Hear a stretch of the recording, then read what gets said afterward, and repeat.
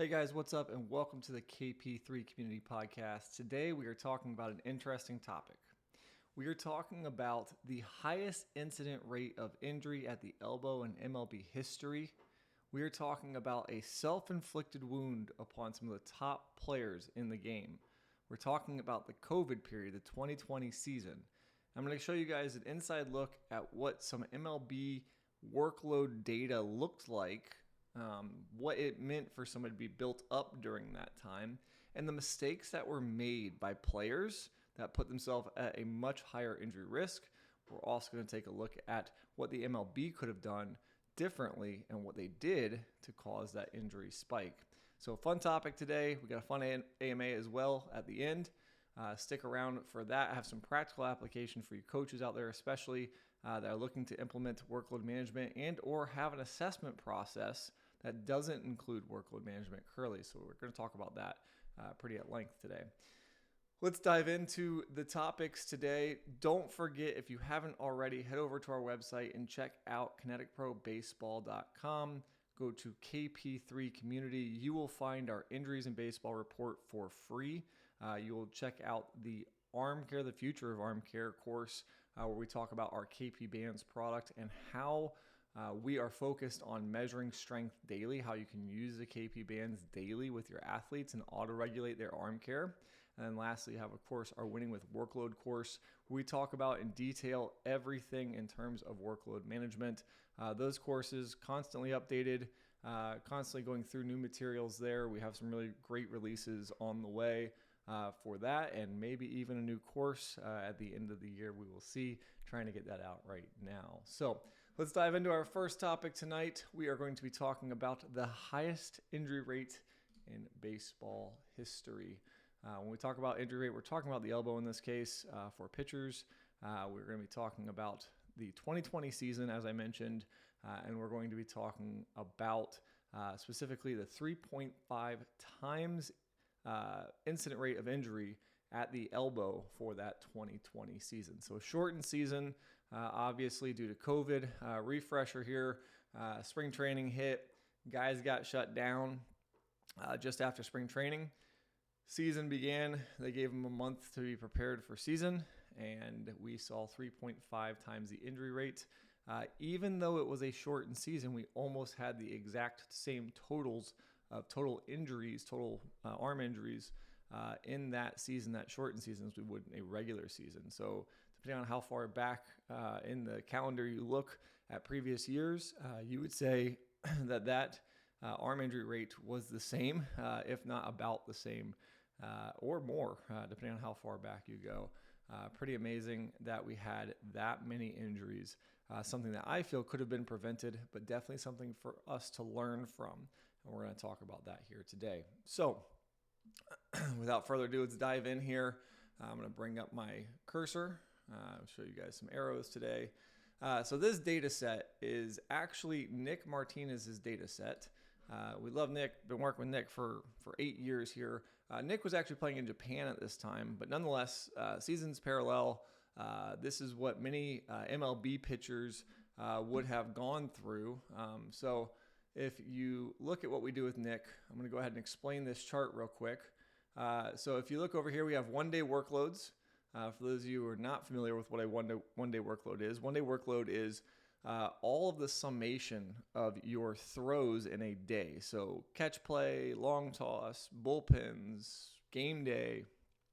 Each bar that you see here on the bottom of this graph, these bars all represent all of the throws, the values of all of the throws in a game day. So, for example, these big bars here are obviously starts for Nick. That could be 80 pitches, 100 pitches, 50 pitches. Just depends, and you see the routine of it. So he's on a 6-day, 7-day cycle here out in Japan during this time. When you look at the MLB seasons, you see a 5-day, obviously, rotation for these guys. So you'd see these peak workloads happening, every 5 days at the big league level, every 7 days out in Japan. It's a little bit different, but nonetheless, we still have to build up to be able to prepare for the load. So this line that you see represents an athlete's chronic workload, which is we term terminology it a lot to be the athlete's fitness level, throwing fitness level. So instead of saying chronic workload, I oftentimes refer to that as their throwing fitness level. And what we need to do in most cases, so as this arrow represents, we need to build an athlete up in the off season. So starting way over here, an athlete would start building this line up, and we need to get to a certain throwing fitness level by season. So every year for Nick, we know that Nick needs to be at about a 18 to 20. So I'm going to actually bring this line in and show you real quick. So what you'll see here, Nick's peak chronic workload, peak throwing fitness, typically is around an 18 to 20 in season. And so when we think about this, again, I'm going to make this line a little bit bigger. There you go. It goes all the way across. So when we think about this, we have to build Nick up to be ready for that first outing of the year so that he reaches this throwing fitness requirement. Many athletes, they undertrain or overtrain. Most of the time it's undertraining in preparation for season, meaning that they don't get this line high enough. Their chronic workload is too low, and then they sustain those first couple of outings. They get fatigued and they get hurt. If you haven't already seen our other podcast episodes, go back and check those out. I talk about this at length. And also in our official response paper to the MLB, I'm going to mention this a few times tonight, but our official response paper to the MLB, obviously we detail this in full. So if you haven't read that yet, also head over to KineticProBaseball.com and check that out. But Nick builds up here. And so we know going into spring training right about here, our goal for Nick is to have him at about a 15 chronic workload, 15 throwing fitness. We know that we can usually close about 3 chronic workload units a month. We can't really progress past that. That would be moving too fast, and we put him in a fatigue state. So we can usually move safely about 3 chronic workload units per month. And so we build Nick up for spring training every year. In this case, it was spring training for Japan. We build Nick up for those about that 15 chronic workload units. So 1 month of spring training in terms of outings will get him to an 18. That 18 he then takes into the first outings of the year, safely navigates those first outings. I firmly believe, I'm going to stop right here for a second. I firmly believe that if we just obeyed this, if we just looked at a throwing fitness level for our athletes, and we built our athletes up to get ready for that throwing fitness level, even if we over-prepared them a little bit, we would see a drastic change in the amount of Tommy John surgeries that we're having per year. People talk about eradicating Tommy John surgery. I don't think we're going to end the surgery, to be honest. However, I do believe that we can substantially curb the injury rate, the total number of injuries in a season. I think this is where we have to start. I know this is where we have to start. And I've been screaming this from the mountaintops for a long time now. As a matter of fact, during this period where you see, I'm going to turn this arrow one more, right here, I'm going to get to the COVID discussion in a second here. Right here, where this arrow is, I was actually at spring training in Arizona at this time, and I was speaking on this topic, talking to teams about preparing their athletes better. So this is back in 2019, 2020. I was visiting teams, talking about this. Many were just not that interested in it just yet. They didn't know how to implement it just yet. And teams today are adopting this widely. I mean, it's almost every team today has sensors. They have some sort of internal workload management, dashboards, etc. But I'm out in Arizona speaking about this. I'm actually in an auditorium post a visit. I was with the Rockies for a minute, did a quick visit elsewhere, and then ended up at another team. And I'm actually at this time presenting to a group, and I get a phone call. I get interrupted in my discussion with another team, and basically I'm told, hey, COVID's breaking out. There's this pandemic. You need to leave. And so sort of didn't know what to expect from all this. I thought, well, if it's serious enough for them to kick me out of the auditorium that I was in, then obviously this is pretty serious. And so I go see another couple friends real quick, discuss with them what's going on. And then I'm on my way to the airport, realizing that I need to get back to Florida. Not sure about what the future holds in all of this, but they shut down spring training. The NBA had shut down the day before, et cetera, et cetera, et cetera. So right about this time, as I'm getting in my Uber, Nick calls me, and Nick asks, what do I do? And I'm like, dude, go home, go see your family. Like, I don't know. And he said, no, they're saying that we may not have a lot of time to build back up. And it dawns on me, oh my gosh, all of these pitchers who had built up, again, here's this arrow, all these pitchers had built up at this time, I realized they're all going to go down to zero. So this throwing fitness level that they built up, they're all going to go back to zero because they're not going to be able to go outside, they're not going to be able to throw with their friends, they're not going to be able to do stuff with other individuals. We didn't know how serious or not serious COVID was at this moment. So I'm realizing with Nick, I'm like, man, I don't really know. But I need to tell everybody that we need to keep our guys throwing, and we sure can't rush them back to a season.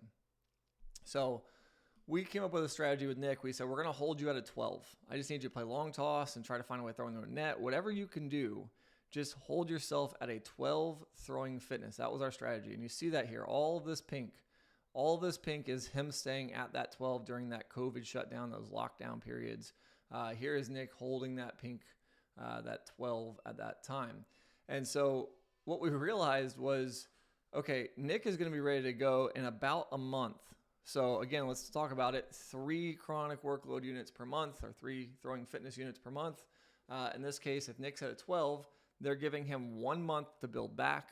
He would get into season roughly around a 15. That's good enough for us. We know that they're not going to rush him back to throwing 6 innings like a traditional season. They're probably going to take it a little slower. And sure enough, that's what they did. They gave him 1 month to build back, and then he started having his outings. So you see those outings here, and then he didn't pitch the best at this time. We moved back to a relief appearance, then we moved back to a start appearance, and that's what Nick does too. He starts and relieves and starts and relieves. So all in character there. Finished this season. He shuts down, doesn't like to take a lot of time off, and we start building back up again for the next season. So back to this though, most athletes at this time, they went down to 0. They stopped throwing. And so a full month of no throwing, maybe some working out at home if they could, but most athletes were doing very bare minimum throwing or no throwing at all. Most pitchers in the big leagues were doing almost no throwing at all. And so they went through this period where there was no throwing happening. That fitness level had dropped, right? And then within 1 month, they rushed these players back into season. And of course, as we mentioned, we saw 3.5 times the incident rate of injury at the elbow for this season, this duration of time. It's pretty crazy to think about.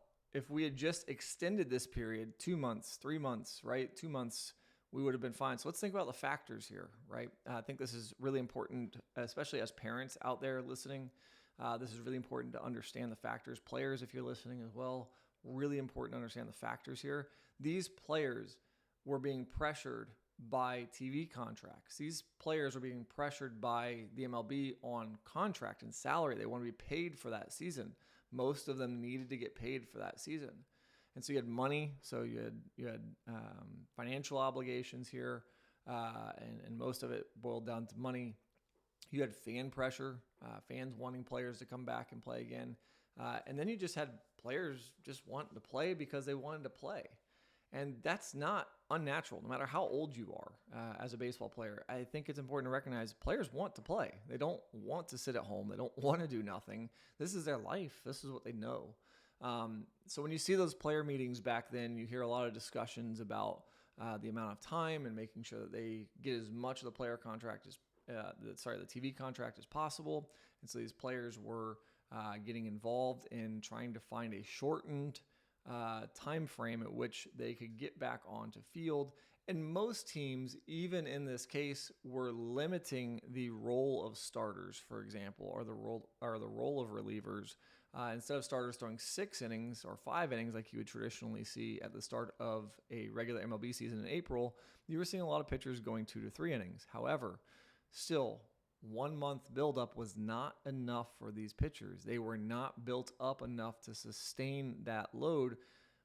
We've talked about it before. When you have the load is greater than tissue tolerance, you're going to see injury occur. And in this case, we jumped right into season. The load was much greater than what guys were capable of handling. We saw 3.5 times the injury rate. If we apply this to thought, and I'm going to go ahead and pull this down real quick. Here is that 2021 study showcasing that injuries. If you go to, again, our official response to MLB, there's a link to this. You can actually go see that study specifically yourself and read about it. You'll see that upper extremity discussion, and then you'll also see very specifically the elbow being 3.5 times the incident rate. The official response paper, by the way, if you're looking for it, there it is. That's what it's going to look like. Go to KP3 Community tab on our website, and you're going to head over to the official response. It is free. It is still available. The PDF is embedded in the website, so you can just read it right there. Super easy to pull information. You can even read the MLB's injury report, the one that we officially responded to. So going back to this, how do we do this better? I think that's sort of the question that we have to ask. Is how do we do this better in the future? What could we have done differently? And what's to be learned from this scenario? If we're talking about showcases for players, we're talking about preparing for Little League seasons. We're talking about preparing for high school seasons, even college, right? They send players home. In the wintertime, around December, guys have throwing programs, but oftentimes they progress those throwing programs way too quickly, and we end up back in inter squads at the start of January. Guys get fatigued, they get hurt before season even begins. When we think about all these scenarios, we have to understand, first and foremost, what is the role that I'm going to play as a pitcher? Like we talked about with Nick, in Nick's case, we know what Nick is going to sustain in terms of being a starter. It's going to be 18 to 20 chronic workload or throwing fitness. We need to build Nick up to handle that 18 to 20. We need to make sure that Nick gets there. Or if he doesn't get there, we need to make recommendations to Nick to allow him to understand what to do and how much to throw in those weeks of the first weeks of the season, so he progresses and gets to his full starts. It's a progression.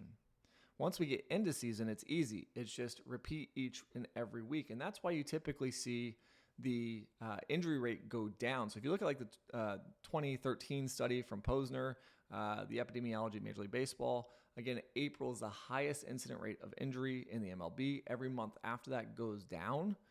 When we look at the injury report from the MLB, they show the same thing still happening in 2024.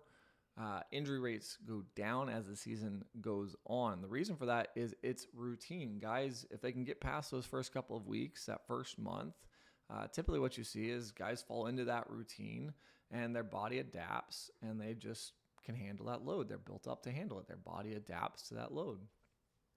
So when we think about this and we think about what our players are going to go through, no matter the scenario, we need to make sure that, number one, guys are ready for that load that they face. And then we need to make sure that we have a really good routine after that so we can keep that routine consistent week over week over week over week throughout the season.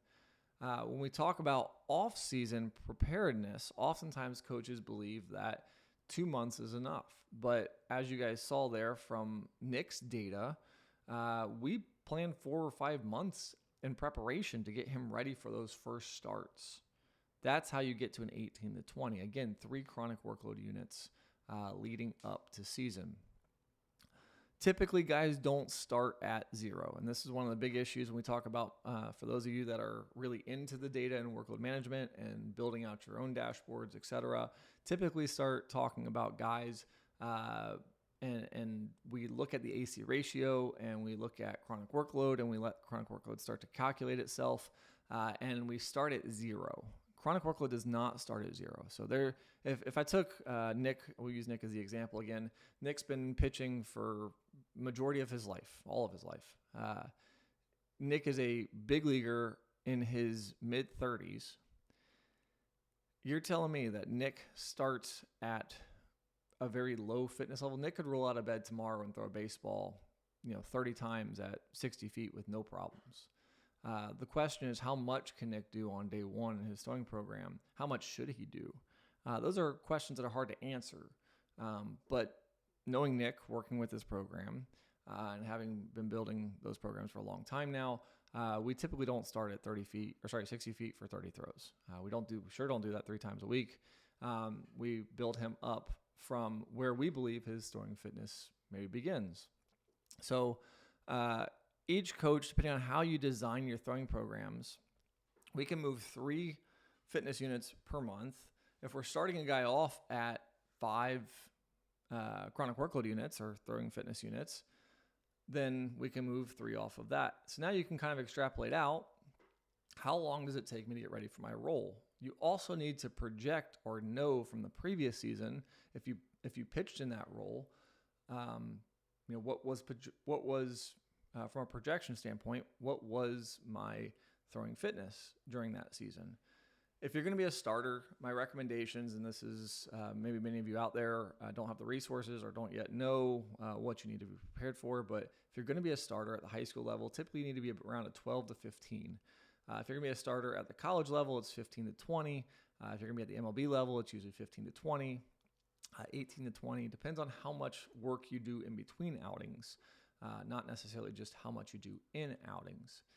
If you're a reliever, typically we're looking from 10 to 12 for high school. We're looking for 12 to 15 for college, and 12 to 15 for pro as well. So if you're preparing for season and you're trying to get built up, you need to observe the timelines and make sure that you plan your schedule each year around when your seasons occur. So I watch young athletes especially. They just jump from season to season. A good example of this is high school baseball season just ended this spring and here in Florida, and guys got about 3 weeks before that first summer showcase starts showing up, before those travel ball teams all kind of come together and begin their journey for the summer. A lot of times guys will just stop throwing. They'll just stop throwing for 3 weeks. And this is one of the biggest mistakes that I see in young athletes especially, is they just stop throwing. And then all of a sudden they hit that first outing and they spike their workload, they get fatigued, they end up getting hurt, and they miss majority of the summer. Getting hurt doesn't always mean Tommy John surgery either, to be clear. It could be strains, could be tendonitis, could be a number of these things. Not always at the elbow either, can oftentimes be the shoulder. And so, again, just great practice here is knowing what you're going to have to sustain for summer. If you're leaving season, you really can't deload too much. You really can't take too much off for 3 weeks. You kind of need to keep that going to be ready for those first outings in summer. Now, you could reduce if you're throwing 6 innings in high school and you're going to throw 2 innings of those first summer events, which I kind of recommend, then you're going to throw much less. So you could deload back, a lot less work on the body, and you can be ready for those first outings. But you have to plan that. You have to have the data in hand to do that. And I think that's one of the biggest powers. People talk about workload management, and they sort of say, oh, it's complicated, or it's this, or it's that, or it's, in some cases, people say it's not accurate, but it's a better planning method. It's a much better, an objective planning method. Whether you want to say that it's lab accurate or not lab accurate, whether you want to say that using some RPE base is better, is worse than using a sensor, or whatever you want to say, all I'm asking for players to do is just plan their schedule. Again, if we can just start to plan the schedule and we can start to build guys up to be more prepared than what they were just subjectively feeling out how they feel, getting ready for those events, we are in a much better place as a baseball industry. We have to find a way to start to help players make better preparations for these events. That's it. I mean, drop the mic, that's it. We just have to find a better way to help players understand what it takes to be prepared for these events, to be prepared for season. That's it. Simple as that. When you look at Nick's data and we look at what could the MLB have done differently, in my opinion, I wish we had more people tracking objectively what it would take to be ready for season. I wish teams had gone in and said, okay, did you throw or did you not throw during COVID? Let's just start there. Ask the players, did you throw or did you not throw during COVID? Yes, I threw. Okay, great. Here's a questionnaire. Fill out the last 28 days. How much throwing have you been doing? If I can take that now, I can find out who's ready to start and who's ready to relieve. Who's maybe not ready to pitch at all right now. And then I can start to make plans to find out how long it's going to take for them to actually be ready to pitch. Teams didn't do that. They just trusted whatever the player said, that's what was done. We have no way of measuring that.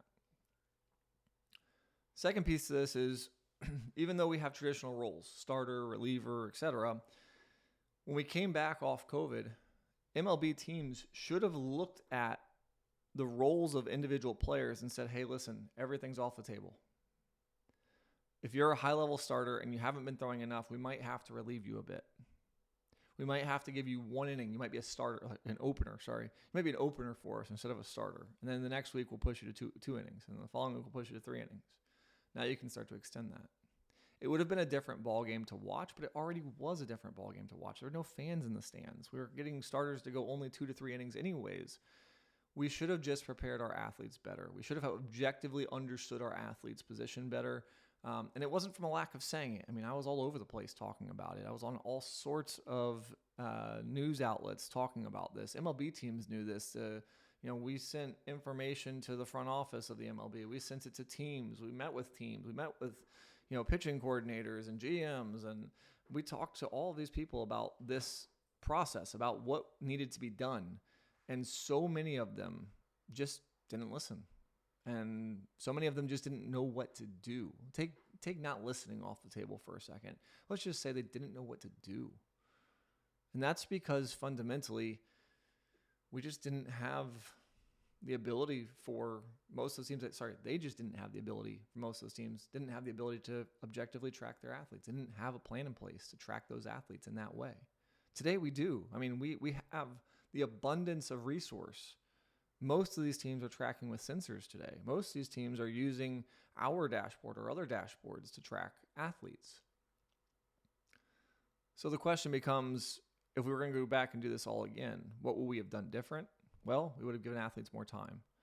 Teams needed to objectively understand their athletes. Players needed to objectively understand their position as well.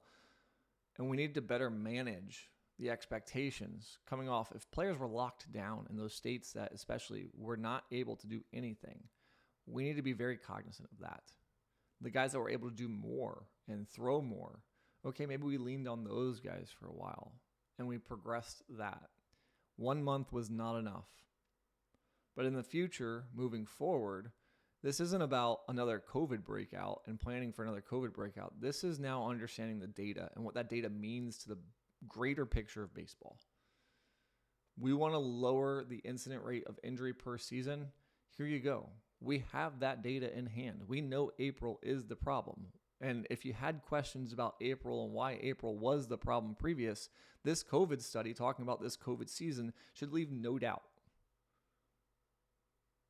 If we're going to ultimately make an impact on players, it starts with objectivity. We have to start to measure. It doesn't take the most advanced system. Again, it just takes a system that is better than what we are using today. Innings limits and pitch counts don't work. We have talked about that ad nauseum. Again, that is in our official response. You can read about my stance on that is on our blog page as well at kineticprobaseball.com. Those items don't work. They're called subjective regulations. It's what I termed it, subjective regulations, pitch counts, and innings limits. They are a form of workload management, but they are not the solution. When we start to talk about RPE models, we start to talk about advanced workload, sensor-based workload calculations.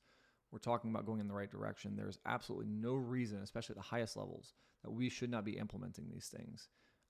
There's absolutely zero reason why organizations at the younger levels, the amateur levels, are not screening their kids to find out where they're at and why they haven't thrown. We need to be able to build these kids up, have transparent conversations, and let kids know, hey, you're not ready to pitch. That's it. We need to let them know that you are not ready to pitch. We need to be honest. That will curb the incident rate of injury across amateur baseball at the MLB level. The scariest statistic that exists out there is that 55% of all Tommy John surgeries that happen, 55% of all the Tommy John surgeries that occur are ages 15 to 19 years old. And the second scariest fact is that number is growing at a 9% rate annually. That's crazy. We have a 9% rate of growth of Tommy John surgery at the amateur level, and absolutely nothing is being done about it. Not a thing. We haven't changed pitch count regulations. Teams aren't, flagging kids or taking kids out more often. None of that's happening. We're just flying in the blind. There's great information, plenty of information. I have a whole course out there. We have a whole paper, a free paper, response paper. We have this podcast. There's other groups out there talking about workload management. Nothing's being done. It's time for change. The MLB, I hope they've learned from this. And I know we've talked to the MLB enough. I mean, they are trying to do something different. They are trying to learn from this, which is great. This is not a bash on the MLB at all. Especially the COVID season, there's a lot more that needed to be discussed and figured out, and players, organizations, front office at MLB, I think everybody was just unprepared for a pandemic like that. I mean, however, like I said before, our job is to learn from this and to learn why we had that incident rate of injury at that time, and then to make sure it never happens again. And we have the resources today to assure that never happens again. We have the understanding today. We've talked about it. We've researched it. We know how today we make sure that never happens again. And I think this is just a great lesson for those out there. The objective data with somebody like Nick. I mean, we've been tracking every throw Nick's made for the last 8 years. I mean, just an unbelievable data set. Looking in at more of that from more of our professional athletes and starting to understand things, even like our shoulder testing from our band set, looking at that actual shoulder readiness data on a day-in and day-out basis, we start to understand better what in the world is readiness. What does that even look like? What is fatigue? Why are guys getting fatigued? And we start to have those conversations. Guys are wearing whoop straps more often today, or Oura rings. You see guys investing in this to start to look at readiness and what it means to be quote unquote ready for competition, ready for strain. And I'm really excited because it's a turn that the game needs. We're demonizing velocity. We're demonizing pitch design. We're demonizing mechanics. We've been demonizing mechanics for forever. And reality is, I think workload management, this is a time. People need to continue to lean into it and give it its chance. And I think what we'll find is with good practice in these methods, we're going to find a much lower rate of injury coming soon. And I'm excited about it. I'm excited that there's a group of people pushing this forward today. So with that being said, let's move on to our next segment tonight. We're going to go to the AMA. We're going to pop down here. Again, guys, reminder, KineticProBaseball.com. Check out KP3 Community. Check out our official response paper. It will hold all of the information that we talked about. Even talks about Nick Martinez at length and his role. You can read the studies that we referenced here. Posner's on there. The 2021 study of COVID is on there. We referenced all of that research in that document. So it's free. It's up on our website. Go check it out. Be sure to interact with it. All right. So moving on to tonight's AMA, had an interesting conversation this week with a parent. They came in for an assessment. Kinetic Pro, our facility is down in Tampa, Florida.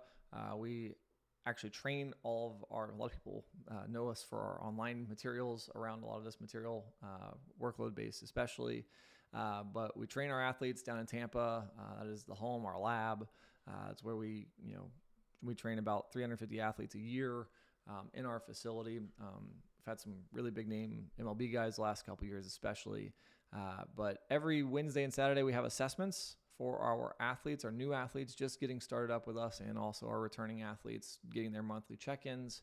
And really exciting discussion this week with a parent that came in, and their kid basically was ready to do an assessment, wanted to do an assessment, and I asked, hey, what have you been doing throwing wise? And had them fill out our 28-day questionnaire on our app, the KP Connect app. And what I found was that this kid had not been throwing the last calendar week. And this is problematic. So as soon as we find out a kid has not been throwing, we then have to figure out what to do in order to get that kid back on track. And on assessment day, I will not have that kid throw a bullpen. So in this case, the kid took a week off, and I said, as hard as this is, they paid the money for the assessment. We did the physical analysis, so there's plenty of value. We went in the office, and I said, guys, we're not going to throw a bullpen today, but we will chat about workload management, about biomechanics, about our pitch design, our processes here at KP, and set some goals and get things in the right direction. So assessment was accomplished. Don't feel like we didn't provide value. I'd actually argue that the conversations that we have around those things, throwing a bullpen or not, are the education that really matter and are the value out of that assessment. But in this case, I pulled a kid off the mound, and the parent asked, well, help me understand why you don't have all of your athletes throw bullpens on assessment day. That seems, we all come here for the bullpens. So why don't you have your athletes all throw bullpens on assessment day? And I'm going to explain that tonight. So the question again was, why don't you allow some guys to throw a pin on assessment day? And the answer to this is pretty simple, and it seems intuitive. You can look at it in the research. So I've talked about tonight already the epidemiology of Major League Baseball and also the recent injuries report from the MLB. They found that April was the highest incident rate of injury, but the only time that graph, so it goes down after April, the only time that graph blips up is just after the All-Star break. And we typically believe that that's guys going home, not having made the All-Star team, or guys that have made the All-Star team but are maybe not throwing a full outing.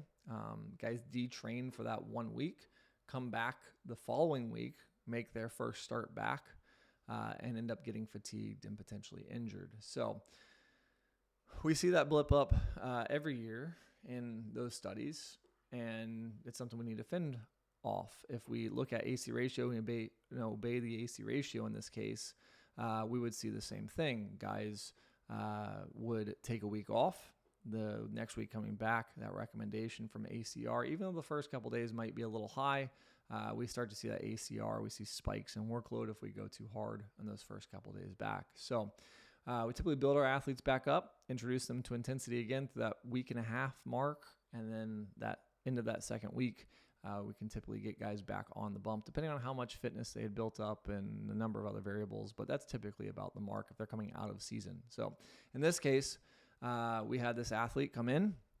He was not built up enough due to that 1 week off, even though he'd been pitching in season. And we said, no, we are not going to allow you to throw a bullpen, even if it was just 10 pitches or whatever. We're not going to allow you to throw a bullpen. I know that's terrible. That's not fun. You want to do the biomechanics. You want to do the ball flight. You want to do all that stuff. But for your safety, here's what that looks like. Here's why we're doing that thing. Now, it's a really hard conversation to have. Expectations coming in. I mean, we send our assessment signups a video talking about all the stuff that they're going to do and the excitement around it. So it's a really hard conversation to have. But here's my thing. I think throughout the country, there are facilities that are interested financially in getting this athlete to commit. And the sales pitch is typically around the ball flight. It's around the biomechanics. And athletes will travel from all over the place to come to some facility. Maybe they drove an hour. Maybe they flew 5 hours. They'll come to a facility and they'll show up, and the coaches either don't ask, number one, they either don't ask, what have you been doing throwing wise, which is a big mistake. Or two, they find out what they've been doing throwing wise, but they still allow the bullpen to happen. And this is a great risk, not just from an assessment day where that kid may or may not get hurt, but post-assessment day. So if we fatigue that athlete on assessment day because they're not built up to handle that, and then they go out and play that weekend, we're at fault. It's our fault for doing that. The kid may have gotten hurt with another team, but we made the mistake. So you can transfer blame. You can say that it was the travel team's fault for putting them out there on the mound or whatever. But I think the better model would be we flag a guy, we sit down, have a real conversation educationally about the process. We explain to them what it is that we're going to do. And then from there, we make recommendations to their future. Hey, that travel ball tournament this weekend is not a good idea. Do not do that. You're not ready for that. You're not built up. You need to be more built up. I'm giving you insights now as a coach and as a program. I'm giving you insights into things that you probably didn't have insights in before. I'm giving you objective information. If you value your career, you're going to appreciate that. We're looking for athletes, as facility owners, we're looking for athletes that want to commit to the process, that want to train, want to get better and develop. Those athletes that don't, the people that are looking for a quick fix, sometimes this can be the solution to weeding that out quickly. If you're just coming here for the biomechanics analysis, you're not coming here for real coaching. You're here for the wrong reason. You're not here for the data. You're here for the coaching. You're here for development. That's the process. That's what we should be doing. So again, going to answer this parent's question, why don't you allow all guys to throw pins on assessment day? I think it's negligent if we allow everybody that walks through our door to throw a bullpen. I think it's negligent to put somebody in a fatigue state. Fatigue state's going to happen from time to time for undue reasons. We don't all know the reasons why, but if I don't do my best, if I don't give you my best to help you understand if you are ready or not for this bullpen, if I don't do my best to help you understand if you are going to be ready or not for what's ahead in the next couple of weeks of your training or of your season, then I'm not doing my job as a coach. I don't think it should be taboo that we don't allow every kid to throw a bullpen. I think it should be the mandate. I think it should be the norm that coaches have a flagging system. Coaches can use software to help decide, is this kid ready or not to throw a bullpen? I mean, even if all you did as a coach, or even if all you did as a parent, is you looked at the schedule and you looked and you asked, in any of the last 4 weeks, did this kid take time off? Did he stop throwing? If it was a week off of throwing, then I would not recommend that bullpen. There's like some general ideas and concepts. People say for every 1 week, you have 2 weeks of build up in terms of being ready to go again. I don't love to obey those types of phrases, but just general rule of thumb, it's okay. So every 1 week off, you need 2 weeks to build back up. That doesn't account for throwing fitness, chronic workload entirely, and it's not entirely true with guys that are really built up versus guys that are not as built up. So I think it's sort of hard to say that, but what I would say is, again, just general rule of thumb, if you have taken a week off in the last calendar 28 days, then you need to say no. That bullpen you're not ready for that bullpen. You need a progression. Typically, it's about 4 to 6 weeks to be ready to throw 10 pitches on the mound. So if you're starting off your off season, you haven't been throwing at all, then you need about 4 to 6 weeks to be ready to go for 10 pitches on the mound. That's just the reality of it. That's on like a 5-day schedule, 4-day schedule, build up to be ready for those 10 pitches. If you're somebody who's been throwing all season and you took a week off, you might need 2 weeks to build back up. So again, you sort of start to understand this, but we need objectivity to this. It can't just be guessing. It can't just be saying no for no reason. We utilize our KP Connect software for this to have guys fill information out and understand what that looks like, and see more detailed where their throwing fitness is and all of those minute details to the workload side of things. Whether it be KP Connect, whether it be just a general questionnaire or a spreadsheet that you get the kid to fill out and put his throwing in, you can start to, as a coach, find different ways to calculate how much this athlete has done. And that's some of the stuff that we cover in Winning with Workload. We talk about those calculations pretty at length to help you kind of maybe navigate some of those pieces on your own and build out some of your own tools, your own resources. So again, if you haven't checked that out already, KP community, KP3 community on our website, connectprobaseball.com. You can check out Winning with Workload there for that. Closing on this, pretty straightforward. Answer the question. Well, we need to make sure we protect kids. That's the answer. We need to be smart. What we're doing shouldn't be seen as different. I believe that what we're doing should be the norm. I wish more facilities would follow suit, and I wish that question, which is a valid question, but I wish that question wasn't such a shock to parents and players as they come in.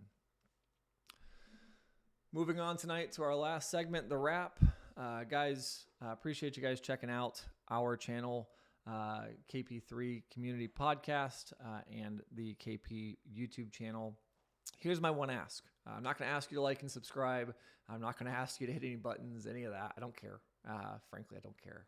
If this information means something to you, here's my ask. If this information means something to you, if you got something out of this, please share it with somebody that needs to hear it. We need to get this message out collectively to the industry. We need to get coaches, parents, players, everybody understanding what we're talking about here. That's why I created this podcast, to get messages out there. Originally, it was the KP3 Community Lives. I was doing live Zoom calls on Wednesday night. I just realized it was hard for people to get in and check out those Zoom calls on Wednesday night, and we all have busy schedules. So I said, you know what? We're going to do the podcast. We're going to put it out there, and we're going to let people interact with this on their time. We're going to go to the above and beyond in this information. We're going to go find some of the depth. We're going to find some great guests to talk about how they're implementing these things, and just share what it is that we're doing. This is not all going to be a workload podcast. I'm going to talk about biomechanics. I'm going to talk about arm health and arm care. We have a biomechanics course coming out. Just let that one on. It's okay. And we're going to be talking about these things and what they mean. All of it will be to lead into the courses that you're going to find on the KP3 community. I'm not trying to upsell you on that KP3 community. I'm just telling you that, man, the amount of information that we're putting in there is game changing for this discussion, these materials. And we hope that whether you're a parent, player, coach, there is something there for everybody. We hope you guys all go check it out and interact with it. We have a problem on our hands. We have an epidemic of arm injuries in baseball. I believe that what we're doing with KP, what we're doing on this podcast, this can be the catalyst of change, and we're asking you guys to come along and be a part of it. And I appreciate all of you guys for investing the time and learning and trying to figure this out as well. So again, if this means something to you, the one thing that I can ask from you is please share it with somebody who needs to hear it. Guys, with that, I will see you guys in the next episode. Again, last time, check us out online, kineticprobaseball.com, KP3 community tab. Go check out our courses. We'll see you guys in the next one.